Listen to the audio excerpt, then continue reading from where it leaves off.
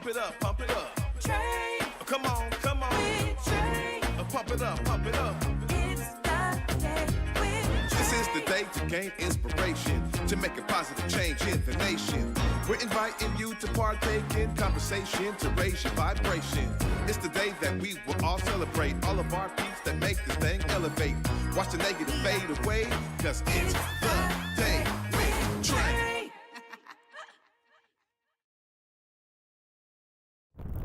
Happy Tuesday, everybody. Welcome to The Day with Trae. I'm your host, Deontay Damper, stepping in for Trae this week. And before we begin, remember to like, share, and subscribe to Converge. You can learn more about clapback culture, back to Besa, We Live in Color, and The Day with Trae. Go to whereweconverge.com to learn more.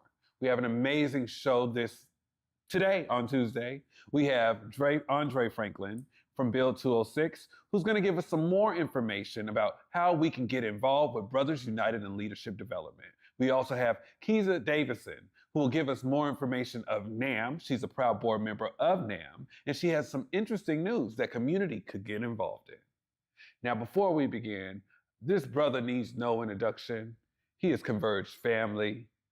He is my brother, and I'm just so happy to have him here today. Andre Franklin, what's up, brother? You know, and I mean, I know what Build is, but for community members who are just now tuning in, what is Build? Build is very simple. The acronym is Brothers United in Leadership Development. We have a very simple mission. It's Brothers United in Leadership Development, affecting real change in community. Our main focus is Black men and boys. We know there's a lot of intersectionality with that, so we do a lot of work, civic engagement, volunteer opportunities, Black Joy type events within the Black community, wealth development, working with the Office of Labor Standards to make sure that people know their rights when they're working and contracting within the city of Seattle. So just trying to really make sure that we got opportunities for people to really understand and navigate systems. So yeah. Yeah, and this year you're on your 11th because we celebrated the 10 last year, right? And can you tell us a little bit more about OLS and what you're doing now that's different? Yeah, so OLS, we got a partnership with them around their business initiatives as well as community engagement. And we actually hired another person to help us do a little bit of community outreach and engagement because we were kind of bumping up against capacity with our team members. So Kelly Guy is one of us. We hired her to do our outreach and engagement, but she's been a dedicated volunteer, dedicated participant of the programs and activities that we got going on with Build. So she's out there tabling at events, sharing information around labor laws. We're working with the amazing team over there, the Office of Labor Standards, to make sure that the Black community knows what their labor rights are when they're in Seattle. But talking a little bit about the 10 year, you know, we celebrated 10 years of building community. I didn't share that. Build is exclusively led by Black men. So it's a group of Black men that really our focus is really having relationships with one another. And so that's the foundation of it. So just, you know, Black men rocking together for 10 years. We've had our ups and downs, people come and go, but at the end of the day, like we've been very resilient in making sure that we're able to make things happen and then also, you know, get out in the community and do a few things here and there. Yeah, absolutely a few things. That's there's more than a few things. Can we talk, because you said something, you know, it is led by Black men. Can you tell us a little bit more about the intergenerational men's groups? Yeah, so pre-COVID, we were doing a lot of men's groups, and then during COVID, you know, we had to shift and we were doing things virtually, so we're having weekly check-ins, and it's really important to create space intergenerationally, so all ages. So, you know, we got, you know, teenagers, preteens, you know, adults, people into their 70s, and you get to those different perspectives. Even though we're an organization that focuses on Black men and boys, we know there's a lot of diversity within that. You know, some folks have went to college, some people didn't. Some people have been incarcerated, some people haven't. Some people struggle with addiction, some people have it. There's a lot of different diversity within that. So we want to make sure that we're creating a safe space that encompasses all of what it is to be a black men and boys. So we've been hosting those the fourth Saturday at Acts on Stage at 3:30. Follow us on social media, get on our email listserv. I'll get that information to you guys later, how to tap in. But as long as you're following us, and we're going to push that out. So we want to make sure that we're creating space and opportunities for people to come together and share their stories and have a safe space to have some conversations. Because as black men and boys, sometimes we're taught that we're not supposed to have feelings. We're not taught that we're not supposed to talk about how we're dealing with things or how things impact us or how we feel. And so, we want to be intentional in creating a space. So we're kicking it back off, getting back in person. We were doing these breakfasts, intergenerational breakfasts at Classic Eats. But we kind of outgrew that space. So now we're partnering with Acts on Stage to use the space there to host it there. Yeah. And yes, Build is for uplifting and empowering Black men, but it's for all community members. And, these 2 months are really important to Build. I know you do the May and June, you uplifted the mothers this weekend. What was that? How was that event? It was amazing. We uplifted 12 Black women for the work that they do in community. And just to kind of frame it up a little bit, it's not necessarily you have to be a mother like you birth a child. It's more we're looking at people who have impacted us personally. So each of us honor two women who's impacted us personally, but also they're doing community work. So it's like they're mothering in the community. So we've honored a number. This is our 4th year. So we honored a number of women that are doing amazing things in the community. But this Saturday was great. It was very powerful, a lot of joy going on, a lot of stories, some tears were shared. So yeah, it was good. It was a good event. We were able to uplift 12 women from our community doing amazing things. So I'm sure we'll have a recap video and photos and stuff coming out soon. So folks can enjoy and join us in the joy that we provided this weekend. And then you provide next month too, because of Father's Day. So very similar, Father's Day. It's like our 7th annual Father's Day event. And it's very similar, same thing. We're honoring people that impacted us personally, that are doing impactful work in community. Very similar. So that's going to be coming up here in June. Okay. And then what about July? So July, we got our block party. We got our block party that we partner with Columbia City Beat Walk. So that'll be in July. But also in June, we're working on partnering, doing a Pride event that you're the lead of. Yeah. So we're looking forward to that too. So more information will be coming to that. So make sure you guys come out and join us at the block party. Yeah. And I've been getting some emails. One of the great initiatives that you've been doing for a while is the Build Black Wealth Initiative. Is that still coming? Yeah, so we're revamping the Build Black Wealth Initiative, and just a little high-level recap of the Build Black Wealth Initiative is, a lot of Black folks have been excluded from wealth building opportunities or understanding how wealth, and the schools aren't really teaching it to anybody if the families don't have the capacity or know how to teach it. So we try to create an environment. So we've injected money and resources into Black-led businesses and organizations that may be formalized or not. And then it's also, we also couple that with education. So we're actually going to be rolling out our 2nd year of our podcast. The Build Black Wealth podcast will be coming out, and then we'll be rolling out Build Black Wealth actually later this month. The application process will come out, and then we'll select, a number of Black-led organizations and businesses within King County to give funding to, as well as educate and uplift. Yeah, and I just appreciate the work that you do, because you are always uplifting community members and helping them get structured, and also making sure that people are firm with taking care of themselves first. Can you tell us some tips on how you take care of yourself? So yeah, I try to walk, meditate. I need to get back into acupuncture more, but I was doing acupuncture, done therapy, and also just, being with my brothers of Bill, like being able to talk to folks that have similar experiences, going through stuff. Like I grew up without a dad, so some of the stuff I'm raising a 15-and-a-half-year-old amazing son, and there's some things that are popping up that I never had to deal with, and I didn't really have nobody to help me navigate. So being able to have other brothers who've been through similar situations has been very helpful and helped me not stress about some of those things. So, yeah, that's really trying to manage my stress levels, meditate, walking, eating healthier. I have been eating a lot healthier as of late. So trying to just maintain that, Yeah. Well, I need to write some of those down. I don't know if I'm gonna go walking, but I'll let you know. I I'll talk you through reminders coming. I appreciate that, Andre. Can you do me a favor and look in that camera, let community know where they can find you and what you need? Before I do that, I want to remind folks that we're also celebrating Isaiah's 60th birthday party.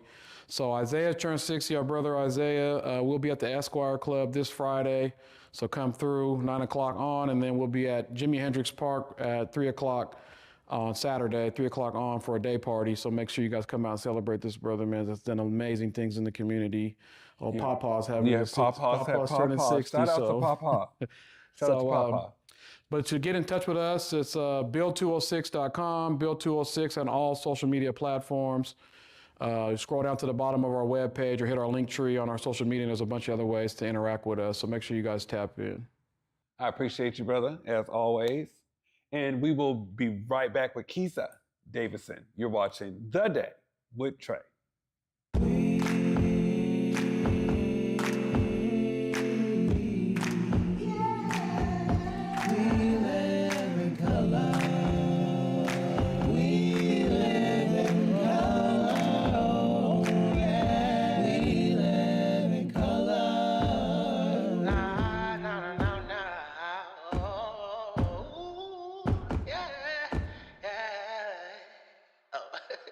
Let's start the show.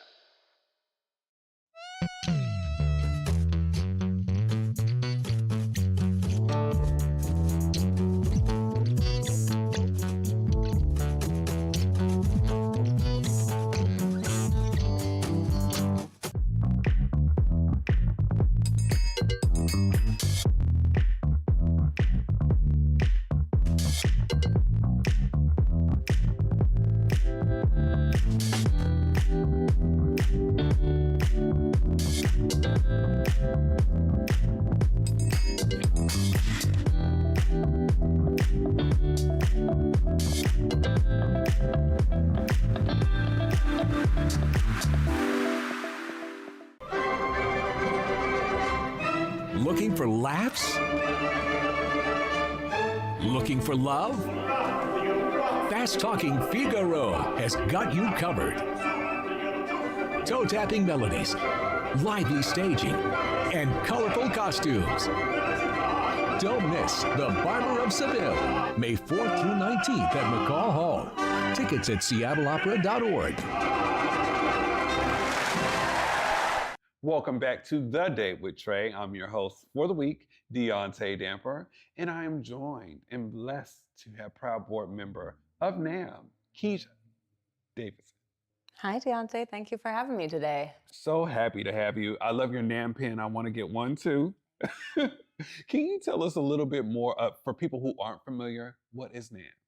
So NAAM is the Northwest African American Museum, or NAAM as we usually call it. It's really a space for resilience and joy, and it uses Black heritage to cultivate just a sense of community and healing and hope for everyone. And the way that it does that is by spreading knowledge and understanding of Black histories, Black arts, Black culture here in the Pacific Northwest and beyond, and working with others to really create exhibits and events and just rich programming that helps elevate and amplify the Black experience so that everybody can understand that, because I think that when we understand our shared history and our shared heritage, that really will help us move into the future stronger together. Yeah. In the future, I've been hearing about some amazing exhibits that you have coming up, right? Can you tell us about some of those? Yes, well, June is definitely a big month for NAAM because we will be celebrating Juneteenth. Yeah. And so we're going to be kicking that off actually with a skate party at Judkins Park on Saturday, June 15th. There'll be food, there'll be music, there'll be vendors, there'll be folks from local sports teams there. And then on Sunday, June 16th, admission to the museum will be free. So if folks want to come down and they want to learn more and they want to see the exhibits, they can do that. And there's also going to be an Emmett Till exhibit opening in June. And so stay tuned for more details on that. But really excited to bring all of that programming, as well as just the programming that happens year round. There is next weekend a book author speaking for the Sista Sci-Fi book tour. There's interactive story time for the kids. There's a little bit of something for everyone. See, I love that. And that's what NAAM does best. And community knows that, especially the skating parties. Y'all did it last year and it was so much fun. And I'm not a skater, but I skated the whole time. Really? I had so many different events to go to, but I was there the whole time. So I just wanted to throw out a bit to community to make sure that they're coming out to that. And, you know, all of these things that are happening, I love how NAAM is continuing to evolve. Not just in the areas of community, but just in the areas of essence and bringing bringing community back in and pulling community back in. We've been impacted by gentrification. How important do you think that that is to continue to elevate Black voices and Black lives in that area? I think it's really important. You know, I feel like I have been a board member for 2.5 years, but I feel like I've always known about NAAM. Like, it's always been there. I've gone to exhibits, I've hosted events there. Just having it where it sits right in the center of the community and you can see it is really important. And so I think that the work that it does is really important, and I really enjoy being part of that and being able to support that work. Yeah, and I think that a lot of, and shout out to the board. I met a couple of them throughout the past couple of weeks and just throughout its existence. And just so happy that y'all are outreaching to community. I know that y'all have something big coming up to announce today too as well. Yes, well, we have a lot of change that's been happening at NAAM, and some people might not be aware, but we are looking for a new CEO right now. And so that is really one of the biggest priorities of the board, and supporting the organization and how do we move forward into the future is finding the right leader who can really help guide the organization and bring folks together and build community and just really take NAAM to the next level. So we're really excited about that. We have a hiring committee that includes folks from the board, it includes staff, it includes community members, to really make sure that we are going into that process thoughtfully and that we can find the best candidate for the job. Yeah, I think that that is amazing to be able to outreach like, hey, community, we're making some changes and you are going to be a part of that conversation. Yeah, I mean, this is NAAM's 16th anniversary year, and to me, it feels like it's been around for so much longer. But just to see how much it's grown in that time, especially since it reopened about 16 months ago. Martin Luther King Day 2023, I was there. It felt so great to be there with the community and to see it continue to grow since then, and just keeping it busy always, every day. And we really appreciate that, just y'all being able to keep up the space. But I do want to ask you a personal question. How does it feel to be on the board of NAAM? I really love being a NAAM board member. I was fortunate enough to meet our board chair, Debbie Bird, who is a force of nature, at a time that I was really looking for an opportunity to volunteer my time in a really meaningful way. And I was looking for a place that I could take my interests and my passions and my skills and put it together to give back to the community. And I happened to meet Debbie, and she told me about her work and how she is the board chair. And so I just put it out there. I said, I would love to talk to you about maybe someday joining the board. And the next thing I know, she called me back. She's like, yes, we would love to have you. The board has grown a lot in the 2+ years that I've been on it. We're up to 21 members now, and we're still actively recruiting and expanding so that the board really represents the community and that we can support the organization and be that connection to the community in the best way that we can. And I love that. And I appreciate you being on the board. And I've met some of the board members over this past year, and just I'm just happy that y'all are a part of this community compass. I know people hear me say that all the time, but it is so important. But before we get out of here, can you do me a favor and look into that camera and let community know about the call to action for the new board member and where community members can find more information? Yes, you can find all the information about NAAM at the website, which is naamnw.org. That's NAAMNW, hard to say, .org. But on that homepage, you can find all of the social media, as well as a place to sign up for the email newsletter, which will keep you up to date on everything that's happening, all the new exhibits as they're coming out, all of our upcoming events. Well, thank you so much, and I appreciate you. And maybe the next time when you come here, we'll be introducing the new CEO of NAAM. Thank you so much, and we'll be back with The Day with Trae.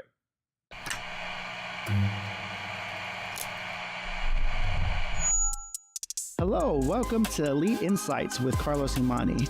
We're looking to offer an in-depth look at event production industry through the lens of client experiences and joint successes. The podcast will emphasize guest interviews, focusing on client discussing their fields and reflecting on their collaboration with Elite Collective.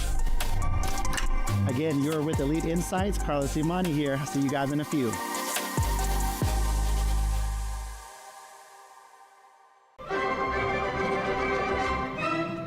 for laughs? Looking for love? Fast-talking Figaro has got you covered. Toe-tapping melodies, lively staging, and colorful costumes.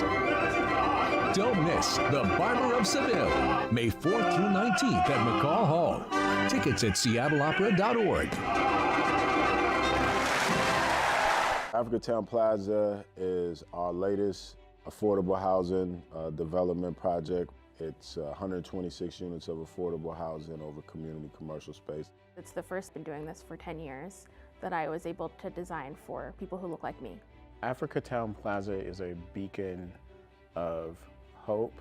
Africatown Plaza is a love letter to the community.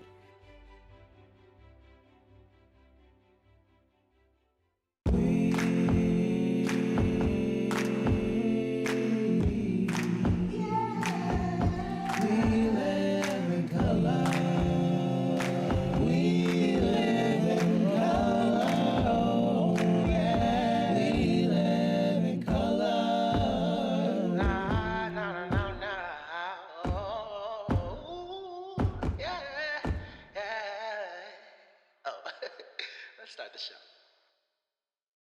Okay, community, it's a wrap. But please join me tomorrow on The Day with Trae. Remember, if you need any more information, look at whereweconverge.com. And above all else, I'll see you tomorrow. Walk with love.